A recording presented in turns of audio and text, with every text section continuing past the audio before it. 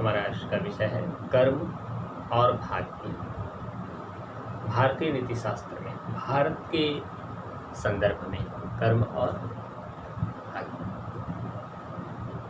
बहुत से विचारकों ने भारतीय कर्म के सिद्धांत को भाग्यवाद के पनपने का प्रमुख कारण माना है। भारत में जो कर्म का सिद्धांत प्रचलित है, इसी के कारण भाग्यवाद को यहाँ बढ़ावा मिला है। भाग्यवादी व्यक्ति कर्म की अपेक्षा अपने भाग्य को इस जन्म के सुख दुख का कारण मानता है।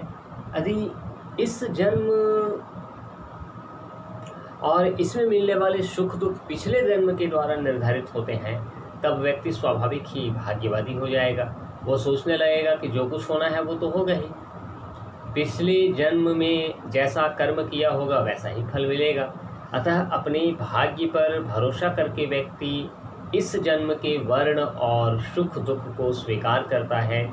इस तरह से भाग्यवादिता पनपती है। संभवतः भारतीय चिंतकों को इस बात का अनुमान था, इसलिए उन्होंने कर्म को भाग्यवादिता से दूर रखने के लिए प्रारंभ से ही अनेक प्रयत्न किए। प्रत्येक दर्शन में कर्म को प्रधानता दी गई है।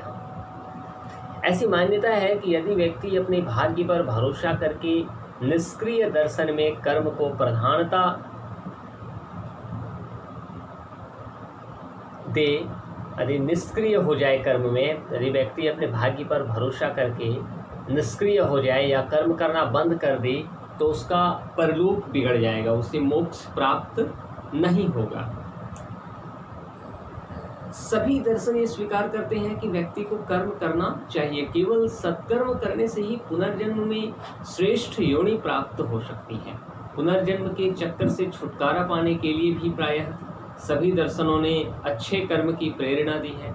इस तरह कर्म को भाग्यवादिता से अलग रखा गया है। फिर भी कर्म और भाग्य को पूर्णतः अलग नहीं किया जा सकता है। इसका एक प्रमुख कारण पूर्व जन्म के कर्म फल पर विश्वास है।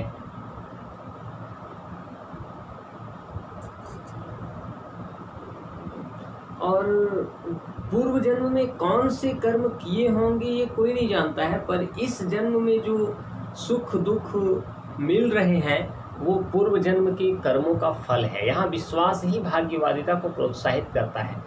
इसी भाग्यवादिता के आधार पर निम्न वर्ग में जन्मे व्यक्तियों को संतुष्ट किया जाता रहा है। साथ ही इस जीवन में मिलने वाली सफलताओं और असफलताओं का संबंध भाग्य के साथ जोड़ा जाता है।